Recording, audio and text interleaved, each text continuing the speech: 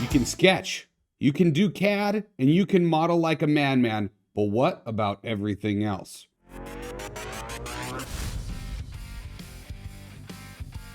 Hello, everybody, and welcome to our very first episode of our special TVU series. You are now enrolled in the EED 101 Everything Else of Design course. My name is Russ Cluff. I am your adjunct professor, and today we're going to be talking about a bunch of fun stuff that's going to help you as an industrial designer take your skills up to the next level. We know that in university you're taught a whole collection of different skills.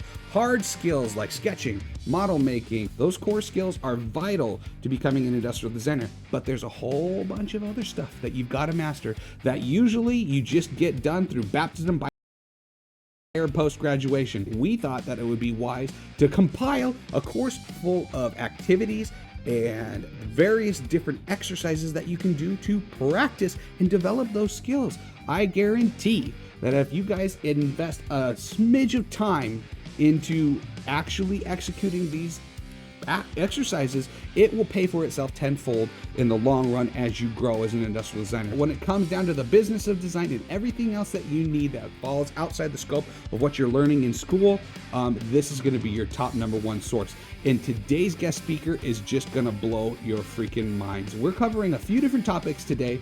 First of which is, one, how do you capture branding into your presentations?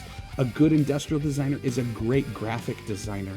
You can make great products, but if you can't sell them visually and tell the story, you're never going anywhere. You can't have good business without proposals. If you're going to be working for yourself as a freelancer, these templates are going to be invaluable for you. So definitely download them and and follow up with us so that you can use these for your future business that you're developing. Or if you're going to be working at a consultancy, just understanding the fundamentals of a good proposal will be so valuable for you. And just knowing the different process that you go through to win and keep clients. Great stuff. And they don't cover that in school. Third thing that we're going to be practicing today is presentation. You can be a mediocre designer with great presentation and people skills, and you will excel. So, as important as it is to spend time sketching, model making, and doing CAD and rendering, it's also just as important for you to practice presenting. All right, so without further ado, ladies and gentlemen, I know you're anxious to hear from him, and so am I. So allow me to introduce our guest speaker today, the one and only Michael Janda. Michael is an award-winning creative director, designer, and agency veteran. In 2002, he founded the creative agency Riser, which provided design and development services for clients that included Disney, Google, Warner Bros., Fox, NBC, ABC, National Geographic, and many other high-profile brands. Michael sold his agency in 2015 and now spends his time speaking, developing books, courses, and other social media content to help creatives level up.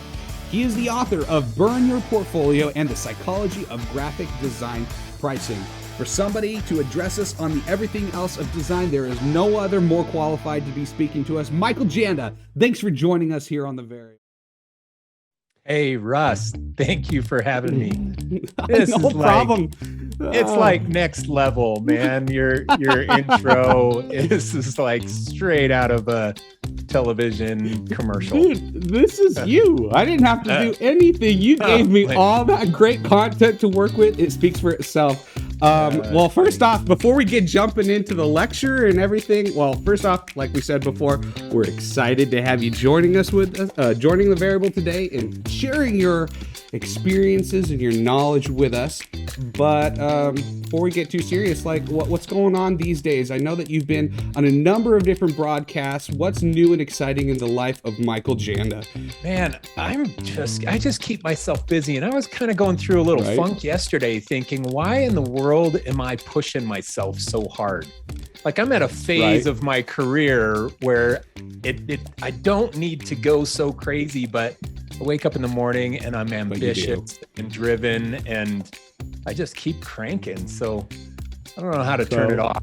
That's my problem. Well, me neither. I mean, people ask me the same thing. So just recent news for people who've been following the Variable for a while, and latest and greatest stuff that's been going on. We've gone radio silent for a little bit because we've added a small intern to to the Cluff family, as I like to say. We've got baby boy number 4 who was recently delivered. And so that's been crazy. I've got a flight that I'm going to literally finish up this broadcast and be jumping on. So I feel you, Michael. Just go. Well, Yeah. we're excited. We've got a couple of students. We want to give a quick shout out to Purdue University. We want to thank them for supporting today's episode of TVU. We have a recent graduate from Purdue, Taylor Chandler, who's going to be joining us, as well as William, who's a current senior in their industrial design course. So like we said at the very beginning, we're covering a number of different things, and what it really boils down to when it comes to taking up your design skills to the next level is practicing. I'm going to put a link down in the comments where you guys will have access to all of the course material so that you can do it yourself. We recommend you do that and just bask in the wealth of knowledge that we're about to enjoy from Michael Janda. So I'm going to get this queued up over here. Boom. Michael. Awesome. Man, so I'm gonna slick. Your whole system is just epic. Thanks, man. Epic. So let's let you take it away. I'm gonna cover my blabbermouth and let you tell us about the business of design and the value of proposals and such. All right. Well, thank you. Thanks for having me on your show. It's super fun. And my whole platform right now is the business of design. It's because I went to school and I didn't learn any of that. I learned design, visual design. I learned composition and color theory and typography and all of those fundamental design principles. And then I get thrown out into the real world, and all of a sudden I'm having to pitch clients and propose work and scope projects and manage a team. And all those things I didn't get in university education. I had to get those in the real world. And when I started my agency, it's when it became really apparent that I had a knowledge gap, and I started to have to fill that knowledge gap. And a lot of what I filled it with were learning from experience, just in the grind of proposing work to clients and growing my agency and getting screwed on projects and realizing, oh man, better put a clause in my contract to improve that. Or, hey, I didn't win that project. Why didn't I win that project? I better improve my sales process to be able to win projects better in the future. So I just tweaked the dials over my 15-year agency run. And fortunately, I made enough right decisions that it was successful. I had plenty of my wrong decisions, but it was a good run. And like you said, I sold my agency back in 2015, which was exciting. And now this is what I do. I mean, I'm just all in on creating content, leveling up creatives, and doing that through books and courses and free content on YouTube and Instagram. So today, I gotta tell you, dude, go ahead. I was just gonna say, last plug is I don't often get hooked by Facebook ads or videos and stuff, but I came across some video for one of your mini courses, and that's what put you on my radar. And I was like, I don't care that I have to put my name and my email into this to get a free template. I did it, and I haven't regretted it, which is why I wanted to bring you out. So I don't know if it means much hearing it from me for folks, but if you want like a happy, satisfied follower of Michael Janda, I will shout his name out to the cows come home, because I used the template for his proposals. And I tell you what, every freaking time anybody sees it, they go, holy crud, Russ, this was like so thorough and great. And it empowers you to charge more. It helps you win. Like, I've been watching some of your other videos lately. You're like, shoot for like a 60% proposal. You got to raise your prices so that that's what your win rate is at. And I'm at like 90% right now because everybody sees the stuff, and I'm like, Michael Janda, he's the one. Somebody even asked me, where'd you get that template? Did you design that? I'm like, nope, Michael Janda. So sorry, we're gonna let you go and show us what you've done. Nice plug. There you go. Thank you. Yeah, well, I tweaked the dials on this for a lot of years, and just, pitching a lot of big companies. Like you said in the intro, Disney was my biggest client over my agency run before I sold my agency. Google was our biggest client for the last 2 years of my agency. And so it was always in front of big opportunities and big clients. And so you have to you want to win those things, you've got to look the part. You've got to look like you're playing the right game. And so I just kept making improvements to do that. All right. Well, let's dig into the content here. So the first thing we're going to talk about is the rule of 7, because this applies so much inside of a sales flow. So the rule of 7 in marketing, which if you haven't heard this is like one of the fundamental things that a potential customer needs to see or hear your marketing message at least 7 times before they buy from you. Most of the time, people don't buy on the first view. This is why you go on Facebook and you're like, man, I saw that ad yesterday. And then tomorrow, hey, I saw it again, because you have to get fed that ad multiple times before it builds enough trust for you to be able to buy from that person or buy that product. And the big businesses know this. The Nikes of the world have 7 touch points with you. God, for most of us, Nike has 7 touch points before we even get to lunch. You got somebody wearing their shoes, you're walking through the mall and you see the store, you're driving down the freeway, you see some billboards, you see a commercial on television, you see some tennis player playing, Serena Williams, Venus Williams, whoever is out there playing, and they've got Nike on there, and you know that they're Nike branded, Nike endorsed. LeBron James, he's playing, basketball, you're watching it on television. All of these things are reinforced touch points between you and Nike. And those touch points create a relationship with you and the business that will eventually lead you to buy from them. Now, the problem in the real world is that what happens with a lot of creatives is they get into this 2 touch point strategy. They get a new lead for a new opportunity, and they jump on a phone call and talk to the person. Hey, so what are you wanting to build? And then that person explains it. And then they say, okay, well, we'll send you a proposal. And they email the proposal over, and it's only 2 touch points. And 2 touch points is not 7. And 2 touch points does not lead you to a high close rate. So what we do is we create a 7 touch point process inside of this sales flow to help you close more projects. And that goes, number 1, just with the rule of you never email a proposal again. Never email a proposal without having gone through multiple touch points. Because if that's only a 2 touch point process, the likelihood of you landing the work with a new client is low. You've got to make more touch points to increase your close rate, and it helps you increase your price too. Okay, so here's a 7 touch point flow of a new lead. So you get that new lead, it comes in, you have a phone call. And then after the phone call, you jump on LinkedIn and you connect with the person that you just talked to. Maybe even send them a little message. Hey, it was great chatting with you. Went and checked you out on LinkedIn. Happy if we can connect here. Now you got 2 touch points. And then the next thing after that initial phone call, which is a qualification phone call, is a discovery meeting. You're going to go and you're going to get back on the call with the client to go through and scope exactly what they want. Then after that discovery meeting, you're going to email them the notes of the meeting. And then after you email the notes, the next step is to present a proposal, a proposed solution back to them for what they're trying to accomplish. And then you're going to send a thank you email after the proposal presentation. You're going to say, hey, so great to chat with you. Thanks for letting us present. Here's the proposal that we just presented to you. Thanks so much. And then you're going to say, I'd love to follow up with you on Friday to answer any questions that you might have as you kind of review this and talk about it internally.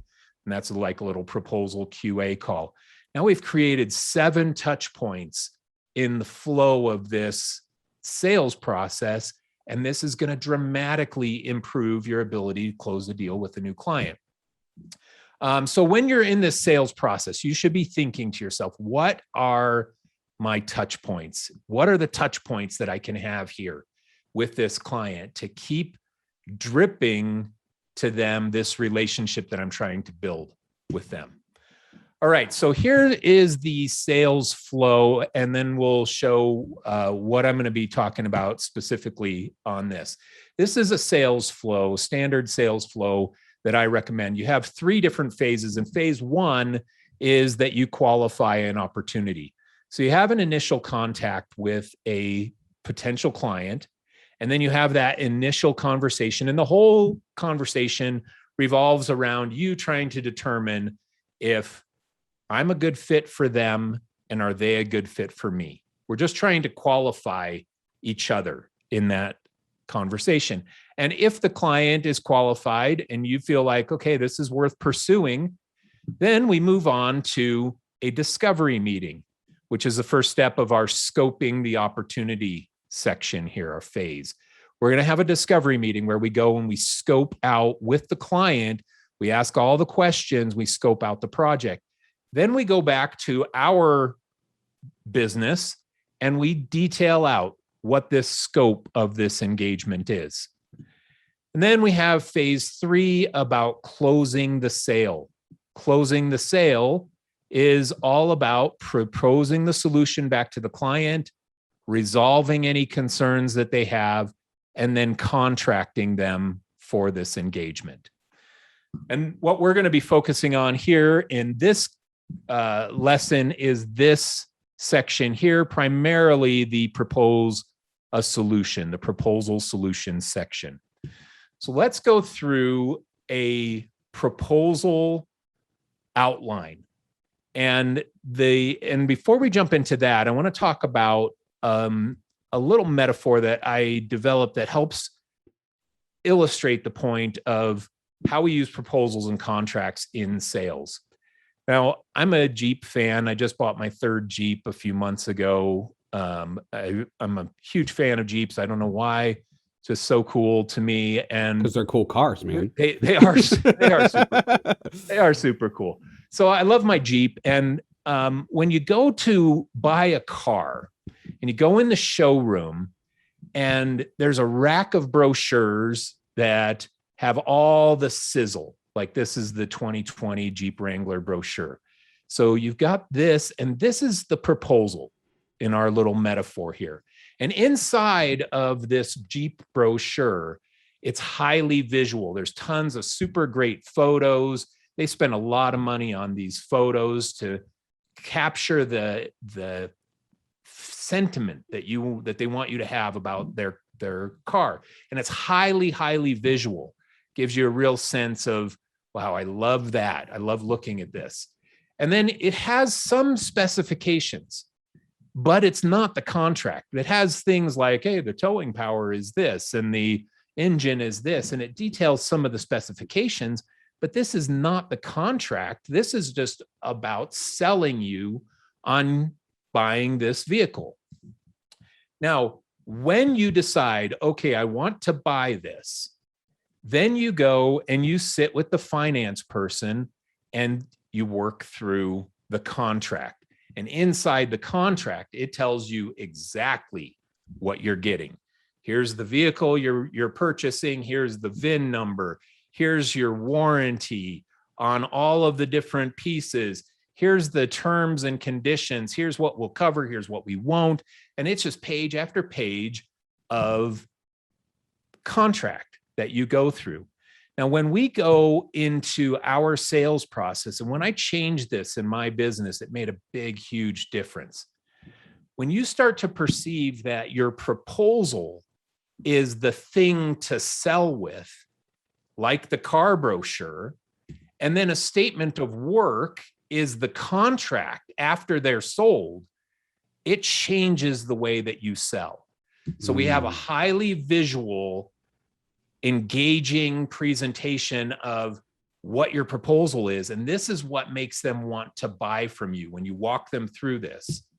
And then the contract, if they say, yes, we want to work with you, then you move to the contract and you do all the fine print, exactly what they're going to get, exactly what they're not going to get, what's included, etc. All right. So today we're just going to go through the outline of a proposal. What is included inside of a proposal that can be an effective tool that you can use to sell people on what you can offer them or provide them in your business? All right, so if we look at this, a proposal, the purpose of a proposal is to sell. It presents your approach to solve the client's problem. Client has this problem. Your proposal exists to show them how you're going to solve that problem. And it walks the client through the process that you will use to solve that problem for them. So page 1 of a proposal, and we're going to go through the different pages here and give you some bullet points of what you should include on each page or section of this proposal. Page 1, you have a title page, and I actually have this better slide of that with a little bit bigger image. The title page, you have a proposal number, you have a client name, you have the proposal title, you have the date that you created it, you have your agency contact information or your personal contact information, and then you have a little description of the document. What does this document exist for? Now we're going to move on to page 1, and page 1 of this proposal is the objectives. This is a brief summary of here's the client's problem, and then here's the bullet points that we are going to define as the goal of this engagement. Client has this problem. We're going to try and solve it with these bullet points. These are our goals. Now, from there, we move on to breaking the project into different phases. And I have a bunch of content on phased production. This changed the way that I ran my business as well. But we break a project down into phases.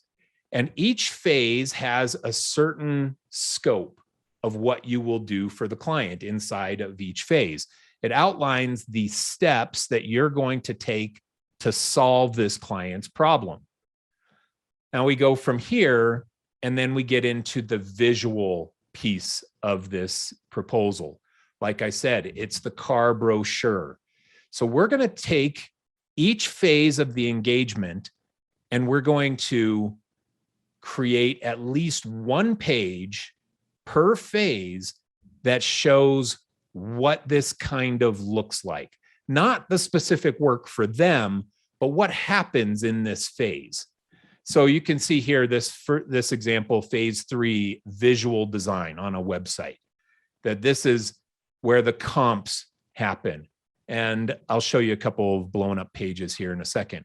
Now, many phases have multiple pages because there's multiple things that happen inside of that phase. And this helps the client, this whole thing helps the client see the level of effort that you're going to put into solving their problem. It walks them through this process.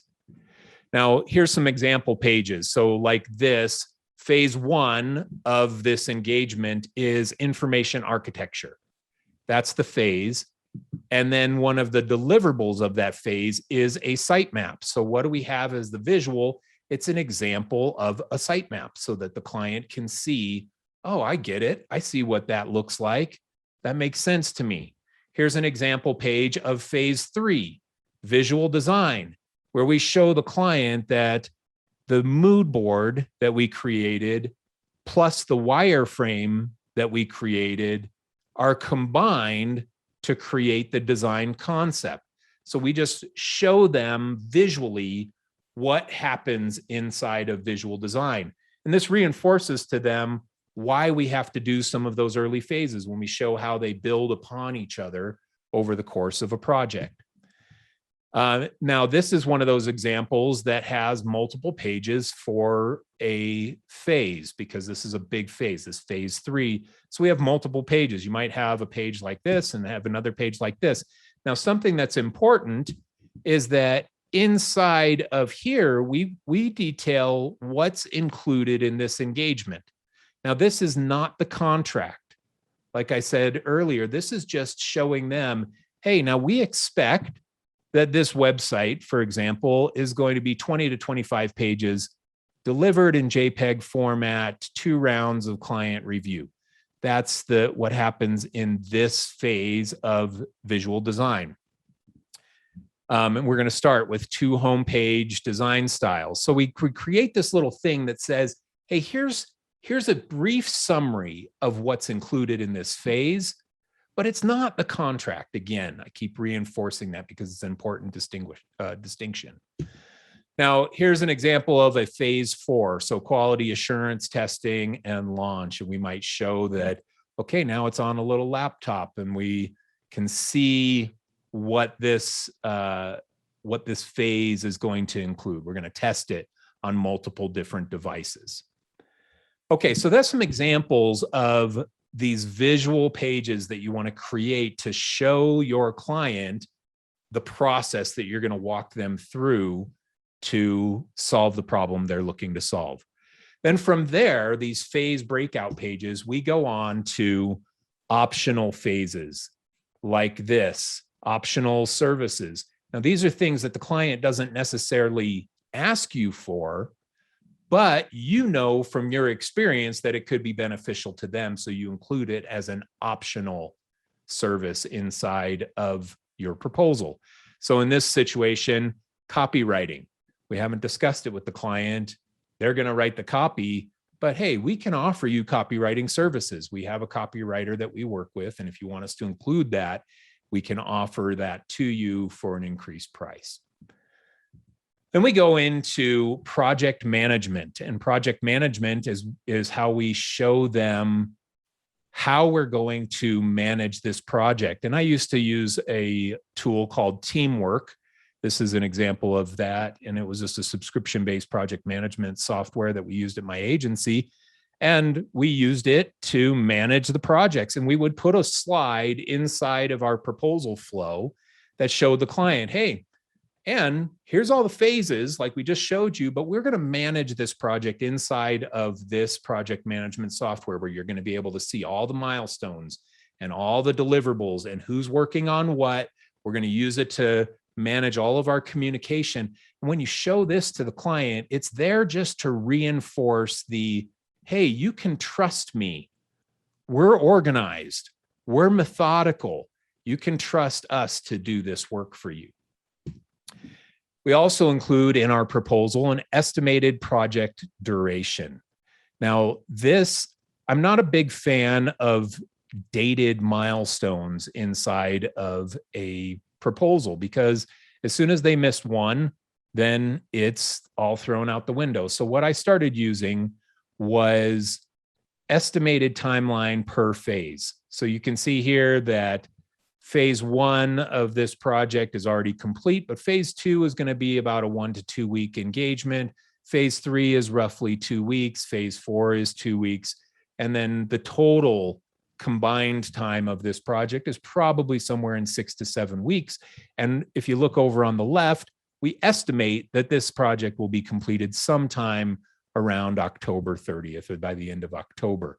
And that is based on us hitting all the milestones and you as the client hitting all the milestones for feedback and things as well. So you set that a target date for completion of the project, assuming that everything goes smoothly as expected.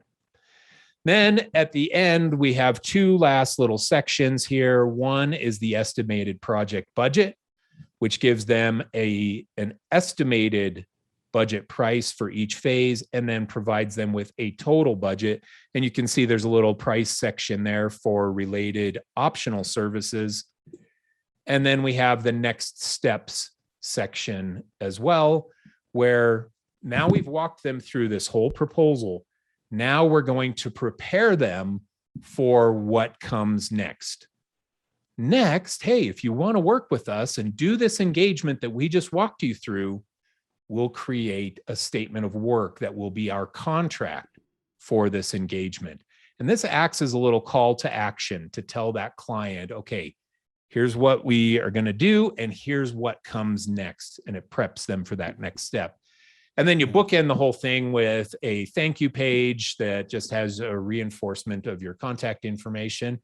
And that is it. That's the proposal outline. And when you walk your client through this, either face to face in a meeting or on a video call, it has a high close rate with you and the client, because you're showing the level of effort that you're going to do for this work. You're showing them the methodical and organized process that you're going to take them through to execute on the work that they need done. And you're building trust, just like that rule of 7 says. You're building trust with you and the client to and purchases are built on a trusting relationship. All right, so there you go. That's the thing. This little end slide that has some of my my places you can connect with me. Yes, connect. Yeah. Oh, that is fantastic. Wow, we appreciate you, Michael, for walking us through all of that. So, definitely I recommend that all of you guys take an opportunity to reach out, connect with Michael, and subscribe to his channels for more free goodness, just like he shared with us today. So before we go to commercial break, I do want to ask some follow-up contextual questions for you. Great stuff. My question for you then is now, Michael, what about the people who aren't freelancers? The worker bees who are just going to go work at a consultancy, is there value in an important reason for them to understand and know this whole, how to execute a proposal well? What is the win for somebody who just doesn't plan on ever running things, but just starting off as a pawn? You're going to go into places that are run poorly. And unfortunately, a lot of businesses, a lot of creative businesses, marketing agencies and things just are run poorly. And understanding better ways to sell and better ways to propose work and better ways to scope projects can be a value add that you bring to the table at a business that struggles with some of those things. So there is a benefit to learning the right way or the best way to do these kinds of things, so that you can make improvements wherever you're working, whether it's your own business or somebody else's business. Well, I can just say that if somebody had come to me and stuff wasn't up to snuff quite, right, and we weren't doing the proposals as you've kind of prescribed in your outline, and somebody came into the team and they said, hey, this is a cool thing that I came across, and they shared it with me, and they said, this is how I've done it in the past, and this is how, I mean, I don't know, anybody comes to me and says, I feel like we could close 20% more of our contracts if we did this, I'm like going to perk up and listen. And so even for those, I guess that's my message, those who may be sitting there thinking, oh, I don't plan on running anything. No, know this stuff. And if you work at a consultancy and they're doing, at least you'll be familiar with the steps. So when somebody's asking you, oh, hey, can we do a change order to the statement of work? You're not like sitting there like with a deer in the headlights going like, what is that? How does that work?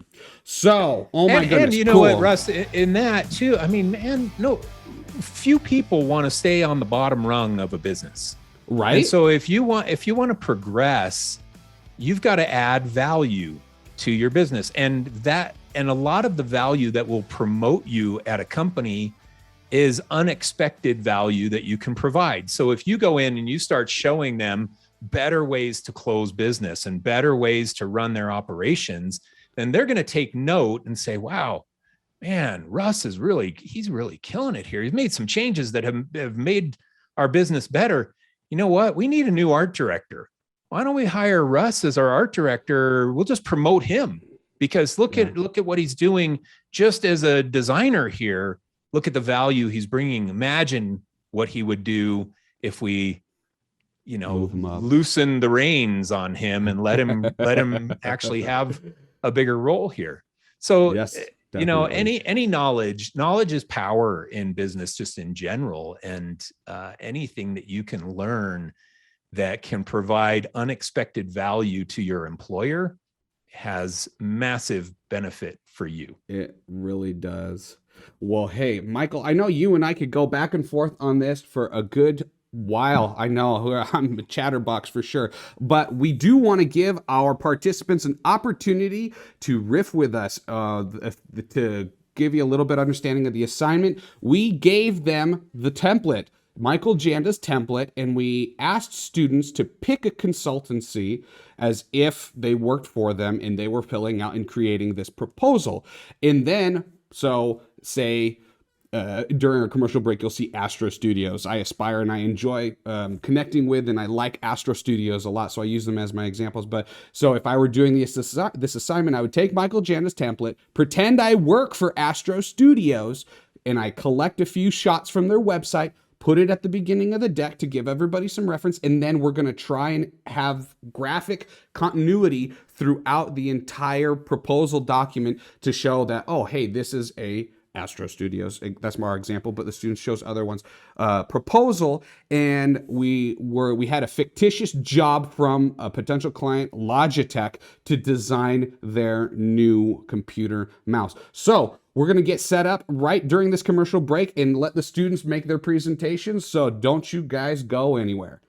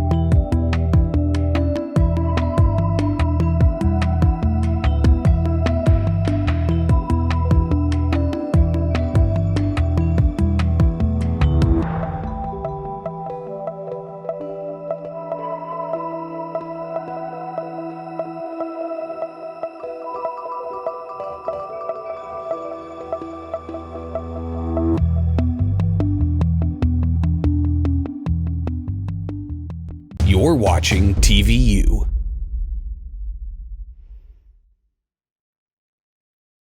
All right, everybody, welcome back. We're getting things just set up right now. Joining us today is Taylor Chandler. He's a recent grad from Purdue University. We're just trying to get his speaker view on. Taylor, are you unmuted? You want to say hello to the folks out there in the peanut gallery? Yeah, hey everybody. Awesome. Here we go. We got you all queued up. So Taylor, give us a little bit overview about yourself. Tell us about your program. Give a quick shout out to some professors and whatnot, and then we'll get you shining here with your presentation. Yeah, so like you said, I'm a recent Purdue grad. I graduated in May this year. Spent the whole summer looking for a job. Finally landed something. I've been working for about a month now. And yeah, give a shout out to a couple professors for sure. I know you've talked a little bit with TJ Kim over at Purdue. He's the whole reason I got this job. Him and my current design director, they go way back. So that connection led to me working. Good. It's all about connections, man. It really is. Networking is the key to getting in the door. So, like we explained earlier, we're going to give you an opportunity we did this exercise. We're going to let you walk us through it as if we are potential clients. You work at Teams is the name of the consultancy that you have chosen to graphically keep throughout your entire presentation. So feel free to explain. Here we're looking at just a mood board, like what inspired the specific graphic decisions that you made throughout it. At least we'll start off with that, and then we're going to start a little 5-minute timer and let you go and make the presentation. So as far as Teams, why Teams? How come they've been on, or have they explained why you chose them as a consultancy, what you like about them, and then we'll go from there. Yeah, so one of the reasons I chose Teams was because my current job, I'm actually close to them. They're in Chicago. I'm about an hour outside in the suburbs, but I'm also gotten a talk with, I believe, their current CEO, because I think they just had a leadership change. Purdue has a general good relationship with them. I got to visit them a couple years back at IDSA Midwest when that was hosted in Chicago before COVID. So it's just so that's one thing. I'm familiar with them. And the other thing is I really like their visuals, because I feel like the kind of two sides of the spectrum you see visually are either like minimalist Scandinavian or like kind of this sexy Apple Samsung like black on white high contrast stuff. Yeah. And I feel like Teams is definitely more towards the Scandinavian side, but even more of a middle ground, because I feel like their color choices are, not that there's anything wrong with Scandinavian style, but I like the kind of more saturated, and it's different. It just appeals to me. It's different. Okay, gotcha. And so these inspiration shots were taken directly from their website. Yep. And I also have some from other sources. Okay, like their Instagram.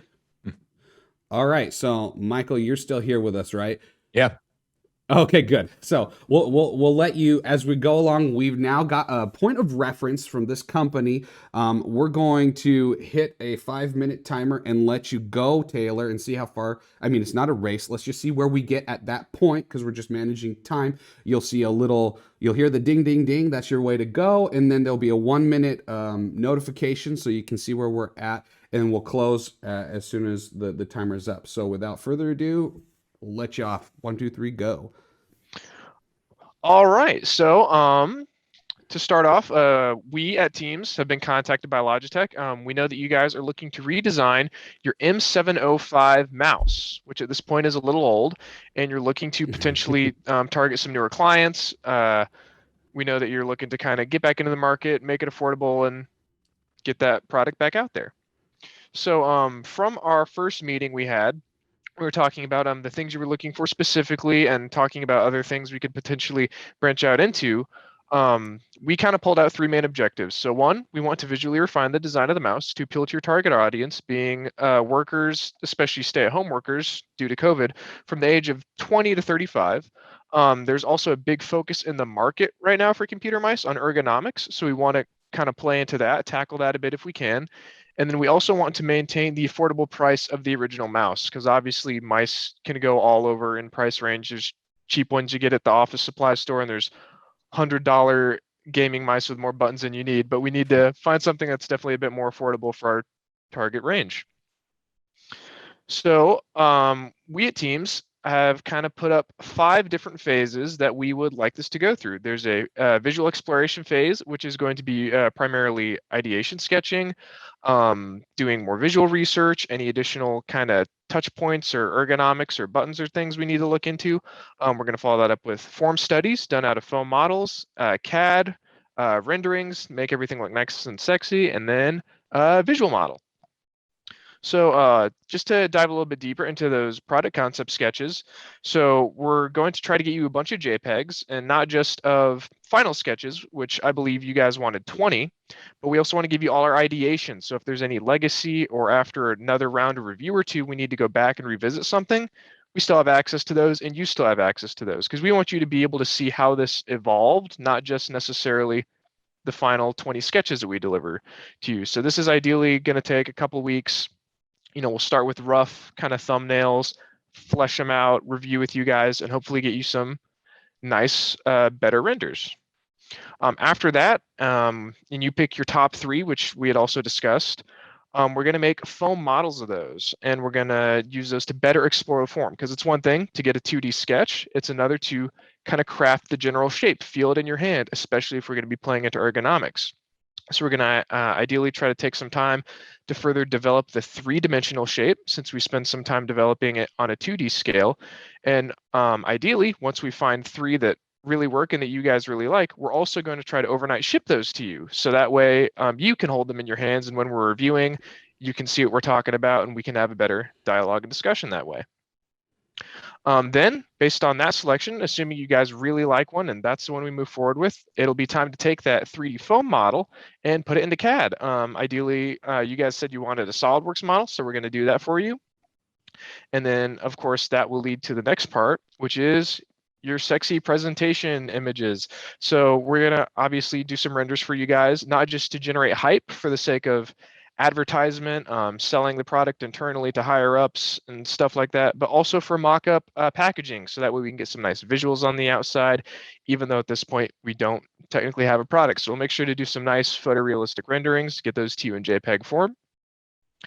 And then after all that is said and done, we're going to get you a high quality appearance model. So we're going to take some time to do a really high quality, high resolution 3D print. We're going to paint it, we're going to prime it, we're going to finish it, we're going to make it look as realistic as we possibly can, overnight ship that to you. And then ideally after you get your hands on that, we'll have a discussion and see where to go from there. If we know, maybe we need to make a color change, a finish change, but that way you can see it, hold it in your team meeting in your hands, and as we're talking, you got a visual reference, something to hold that you can look at.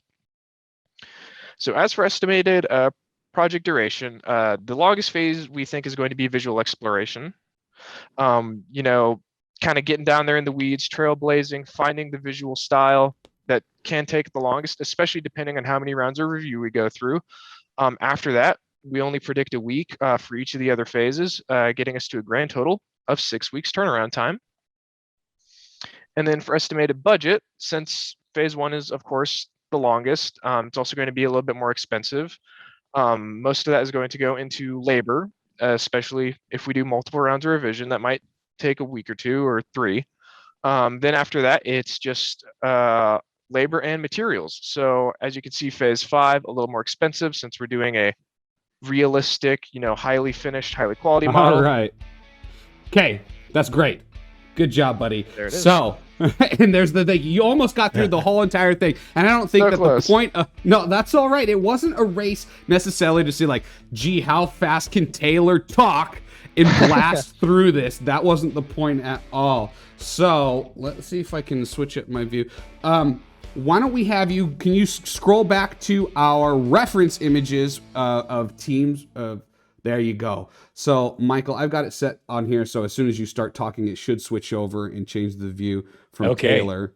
Okay, I'm great. here. Hey, I'm back. Hey, now it's back to you and I. We're going to give some feedback to Taylor. Overall, way to go, buddy. Like, you just recently graduated. This is your first pass at anything like that. So, if we, like, give you some constructive feedback, you can consider this a win. No, man, Taylor, you slayed it, dude. It was honestly, you know, what I loved, you presented with confidence.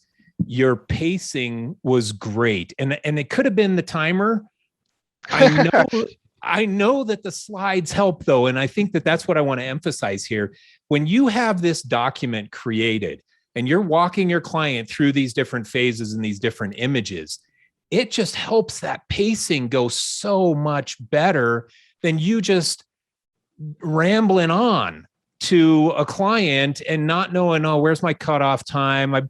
You know, not feeling it. And those slides just help so much. And I thought that was really evidenced in the way that you presented that, Taylor. So you really slayed it.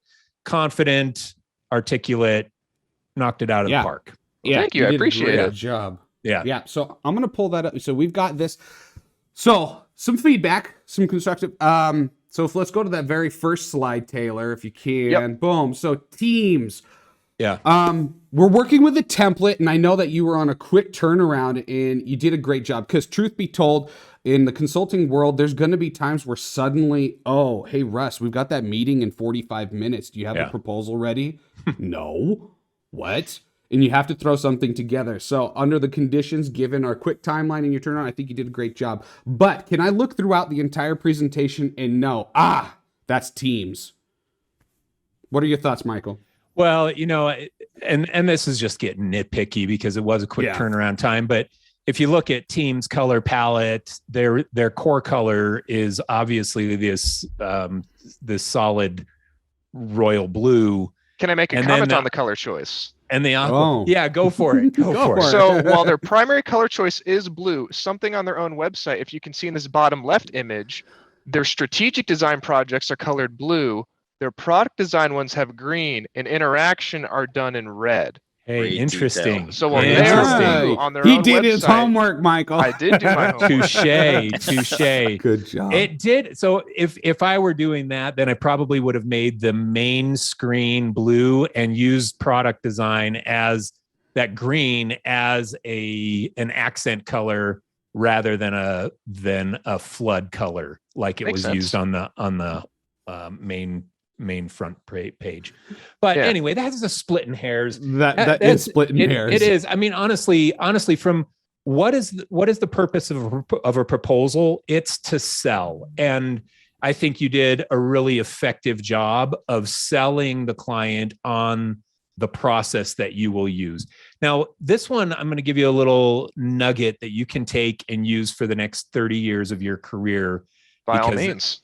This one is, and this isn't anything necessarily on your presentation or anything, but man, on all this stuff, if you can get in your mind, who cares what my client's opinion is? What the opinion that is most important is the opinion of their target user or their target customer. And some of the things that you were mentioning in the flow of your conversation were things like, okay, and then we're going to make the model. We're going to overnight ship that to you so you can feel it and see what you like about it and that kind of stuff. Well, who cares what they like about it? You need to talk about what their customer is going to like about it and bring all of those conversations back to the target customer. We want to make this work for your users. We want your users to fall in love with this mouse. And then, one of the phases in that flow would have been, and obviously Logitech probably spends millions on user testing, focus group testing dozens of models of these mouses or mice to make their decision. Anyway, so that's a nitpicky thing, but I'm just going to throw that out as a little nugget that if you focus your career as an industrial designer or a visual designer or whatever, and you focus your conversations on, hey, client, I know you're going to have preferences, but the preference that really matters most is the preference of your customer, not you and not me. We have our opinions, but let's go and get some testing and let's talk about what's going to work for them. That is high level business, marketing, design conversation rather than us just trying to appeal to the whim of a client. Yeah, that makes a lot of sense. Yeah. But hey, man, that's nitpicky. And that, honestly, you really nailed it. I was really impressed. And so kudos to you. You do it just like that. And you're talking like you've got 10 years of experience, not a recent grad. So yeah, kudos. Michael, I was just about to say that I got the sense that he's been doing this for a few times as you're going through that presentation. Yeah. I'm like, all right, I wasn't getting the sense that like, this is just another Tuesday for you, but man, did it feel fluid. Yeah, really smooth, really well done. I appreciate it. Yeah. All right. We have another one in the lineup here. Will is joining us from Purdue. Will, how you doing today? I'm doing pretty good. Can you guys hear my mic? You're doing good. I can hear you. I can see you. Can you share? Here, let's see. Can you share your PDF with us real quick? Do you want me to like share it on my screen or? Yeah, can you share it on your screen? Here, while he's getting that pulled up, we'll sit right here. So another thing, Taylor, since I know you can still hear, one of my thoughts when I was thinking about that, I was like, budget, that was a screaming deal. Oh yeah, I have screaming deal. I have no experience in that matter whatsoever. That's a $500,000 to $1 million engagement right there. That's they're spending, they're not spending 6 weeks. They're spending 18 months on that project. So my estimates, I was thinking like, okay, what is like, I don't know, $60,000 at 40 hours a week. And then for like the modeling phases, I was throwing material cost on it. That was like all I did. Yeah. Hey, that's good. That's good pricing logic. It just doesn't factor in the amount of money that their business will make off of this mouse design. And so the value to the end customer isn't factored into just a time and materials kind of mindset on pricing. But hey, man, all splitting hairs. You rock. It's all splitting hairs. It's telling me that the host has disabled participant screen sharing. Just by the way. Let's go and set that up so everybody can share now. There you go. You should be ready to rock. You got that up now? Should be. Is that And working? there we go. It is coming nice. together. Why don't you make it full screen for us, and you're off to the races. So, final thoughts. Way to go, Taylor. Good job on presenting that. It's hard getting in the hot seat. You did a great job. Will, we're excited to hear your presentation as well, and we're gonna just continue riffing on this. If you guys want to reach out to me at thevariable.design, so you can find my contact info there. We're also on Discord. We're more than happy to have you guys do this exercise, and we'll walk through and we can do. There's Patreon supporters can get one-on-one sessions. So if you go to www.patreon.com/thevariable.design, you can support this channel, and part of the perks is that we'll do one-on-one sessions just like this. Or if you'd like to even participate, just hit me up, Russ at thevariable.design. Okay, without further ado, we're going to come on over here and let Will get going with us. All right, so tell us about your company. It's Level Design. Yeah, so I picked Level Design, which is a kind of smallish design firm based in San Francisco. Okay. And they have a really minimalist style. So like almost all black text. They have very little color. They use a ton of images, and they have a lot of colorful renders and stuff. But for the most part, all the colors in the images. They have the website itself, if you can see, is basically gray tone. With a lot of white negative space. I slightly grayed out a bit of it so you could see where the boundaries of the images were, but sure. Yeah. Awesome. So lots of center aligned, small amount of text, a lot of images to try and show what they're about rather than trying to, put it in text. Cool. Alrighty. Well, you've given us our baseline visuals that you tried to put throughout your presentation deck here using Michael's template as a guiding North Star. So I'm gonna, like I said before, hit the 5-minute timer, let you riff for a little bit, and then we're gonna close out this episode. Okay, ready, set, here we go. Sure. So this is our design proposal for you from Levels Design, talking about the M705 mouse. I know you guys, it's quite an old design, and you guys want to spruce it up, kind of market for those younger consumers, 20 to 35, which means a low-ish price point relative to the mouse market, and kind of revamped externals so it looks and feels like a modern mouse. So we decided to split that into 5 phases based on the deliverables you guys were asking for. The first phase was brainstorming and sketching. The second phase being modeling and foam mockups, and then maybe some more higher fidelity 3D printed mockups.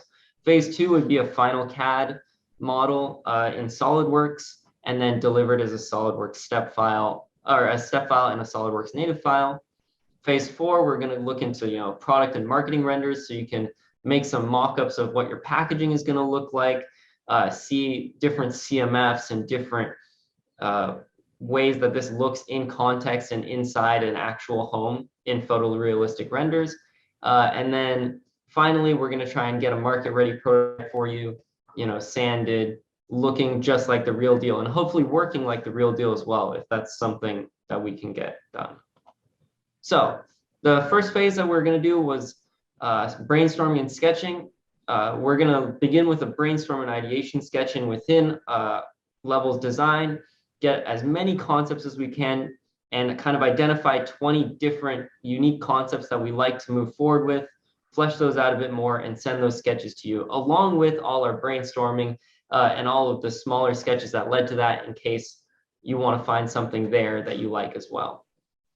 Once you guys review that and get all that information back to us about what you like and don't like, we're going to move on to phase 2, which would be delivering foam models, or I put 3D printed models, because Levels tends to work a lot in 3D printing for those higher fidelity prototypes. So we're going to create some foam models so we can get quick and easy how the ergonomics of that mouse feel, how does it work, how does it feel to actual users. We'll get that around and see how those ergonomics feel to actual people. And then once we get those foam models dialed in and refined a bit, we're going to scan them, and then 3D print them so that you can have a bit of a higher fidelity mock-up with maybe a more realistic finish to test on. And obviously we can send those foam models and the 3D printed models to you as well. The next phase after that would be a deliverable CAD file. You guys requested native SolidWorks and then also a step file, which is perfect for us. So we're going to pick a single or maybe work off of those 3D printed mockups that we delivered in the first phase after your feedback, trying to put it into CAD and get a more precise CAD model down, with all the different parting lines. We'll give the CAD model to you guys for final adjustments, and then maybe looking at adding production details in CMF once you guys give us the green light on that phase. And the next phase would be marketing and package renders, which is something our studio is really good at. We're going to try and get you guys some different kinds of renders for product packaging, so you can mock that up and show that within your company and see how that product's going to look packaged. And then also some in-context renders, so you can see, how that product fits in someone's hand, how it looks on a desk, and really understand it in its environment. And so I said the deliverable for this phase to be about 10 marketing and packaging renders, but it can be more based on what your specifications are and what you guys need. The last phase is a refined CAD model printed out in all the different parts, and then we're going to try and sand it, prime it, get all of the CMF that we want that you guys selected from the previous phases onto that, so it looks and feels like a real product. In addition, we're hoping that you guys can send us some of the internals, or we can take apart the internals from a different mouse and plug that in, so that we can really get a feel for how it uses and have users actually test it on computers and give feedback to that. So that would be the final phase of the project. In terms of duration, we estimate the total project duration to be about 8 weeks, starting with a half week for brainstorming and sketching, and then 2 weeks for 3D prototypes, because we need to get those to consumers, bring them back, edit them. That's a much longer process. Phase 3 would be CAD modeling and CMF. Again, because we're going back and forth, it's going to take a little bit longer. All right. Are we cutting it there? It looks like Will's timer went off. So yeah, or Russ, you're Will. Where's Russ? Russ, are you with us? In spirit alone. I suppose so. But yes, that was the timer and it was excellent. So great job. Yeah, Will, you really did great on this one. Why don't you stop sharing your screen? Yeah. And then that'll get us back to a full view. Russ, are you back with us? Not Somehow he is muted. Oh my goodness, I was muted, guys. How did I do that? I remember my first time talking into a microphone. Oh my goodness. Well, I didn't want to get any of my heavy breathing during Will's presentation, so I muted my mic and I set it to the side, and then I'm sitting here on screen talking to you guys. Yeah, I'm right here. Why can't you hear me? That's because I was muted. Sorry, folks. A little comic relief. Let me kick off the feedback with Will. Yes. Hey, Will, what's your experience? You're a senior at Purdue right now. What's your experience selling creative work? Have you ever done it before? No. What's your experience pitching to clients? Ever done it before? I've really never done anything like that. I have a little bit of experience. I did a club for a while where I had to do a little bit of talking, but really not much in a professional setting at all. Okay, so I assumed that, and I just wanted to ask that question to highlight how effective the flow of a presentation like this is, because when you break it down into the phases, it helps you as the creative think about it the right way. And then you create this visual slide that helps you talk about the right things. And it really just forces the pacing to be right, the flow and the pacing, because what you just did came across as a seasoned person who's done it many, many times. It didn't come across like, yeah, your last job was mowing lawns. It didn't feel like that, you know? So Yeah. kudos to you. And I was a little nervous for you because I did think that Taylor knocked it out of the park. And I was like, oh man, Will's got his work cut out for him because Taylor did such a great job. I hope that Will can follow up, but you did, and you did an outstanding job just like Taylor did. I'm really impressed with both of you guys on this exercise. Purdue's got some good students in the program. Amen. They're kicking butt. So, hey Russ, I go do have ahead, some Andre. constructive feedback. Okay, So yeah, go ahead. when you're throwing around acronyms, and this is for anyone, you are sometimes not aware of who's in that call. So legal might be on that call. Some other stakeholders that are going to be voices in whether or not they accept this proposal or how it's being accepted. So when throwing out acronyms like CMF or CFM, saying the acronym is absolutely appropriate to also to show that you have exactly. You have that industry language down, but also following it up with the actual meaning for those that may be on the call that may not actually know what that is. So saying CFM and then color material finish afterwards kind of is a bit more inclusive and may cut down on the questions afterwards, and or potentially someone that's maybe not even comfortable asking that question and just kind of nodding along. So if that's something that you're able to do, I would highly encourage to do so.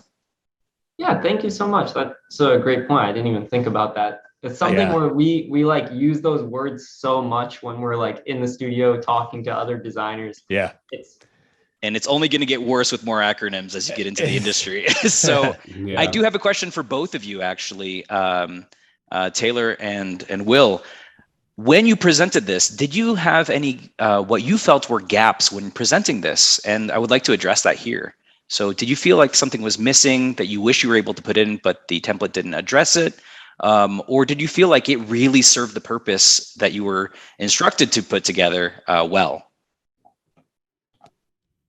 Ooh, that's a good question. Did you guys feel like it gave you everything you needed? Yeah, I think it did. I didn't, because I was thinking literally like 10 minutes before this started about some optional services I might put in, which was something I know Michael talked about, which wasn't in my presentation. But for the overall purpose of, selling the service rather than, I mean, I think Michael covered it beautifully when he was talking about the car brochures. It gives you the general idea. It's sexy. It draws an appeal. It explains some of it, but it's not, the boring, legal, technical. I think it served its purpose really well. Excellent. Yeah. And what about you, Will? No, I think it really did. I like someone else mentioned about breaking it into those phases and then kind of marketing each phase. I thought was a really good way to start it. I put in a lot of images from their past work. Like I browsed their Instagram and stuff so I could show kind of what their product looked like in other scenarios. I do kind of wish I'd emphasize that more, like talking about, oh, this is a company we worked for in the past, and these are some examples of this phase from that company so they can see what they're getting. I think that would be kind of cool. Obviously, I think that could fit within the template that you provided already, but it's something I wish I expanded upon more when I made this proposal.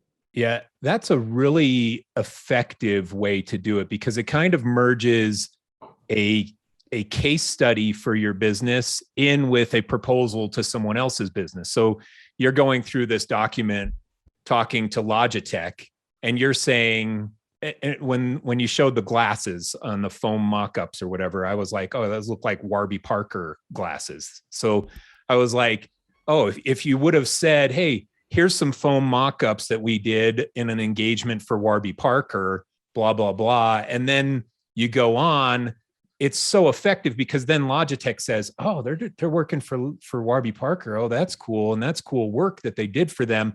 So you're kind of mixing the value of presenting a case study of past work in your sales process to sell a phase to a future client. So I think that's a really interesting observation. And it can be done that way, Will. So, yeah, good job. Yeah, and kudos to you, Will, for you took the template and you were willing to just graphically format, like go in a different direction, but you still had the flow. I mean, that was a you know, you had guts to be like, okay, well, this is what it is. I'll do something a little bit different that may correlate a little bit more in line with the original brand language, and that's okay. It is. That's advised. In fact, in my full course, when I walk through those templates, I'm like, change this design. I mean, I made it as like generic. It's Helvetica and black and white, man. It was like as generic as I could make it, because I didn't want to force a design upon the different people that were taking the course, because it's different for every business. And you can see that from teams versus level design, completely different design aesthetics, but the flow still works. So I think that was a good manifestation in both of those being presented that way. Yes.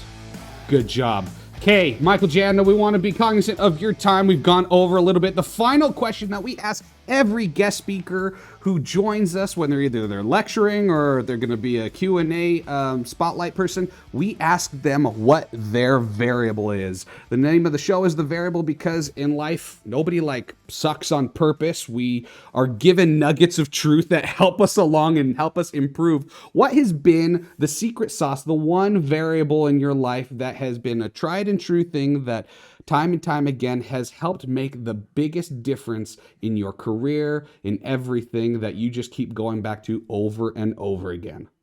It is relationships, man. Relationships are the secret sauce in business and in life in general. And man, in business, my first 5 clients at my agency when I was just a freelancer, they were my friends.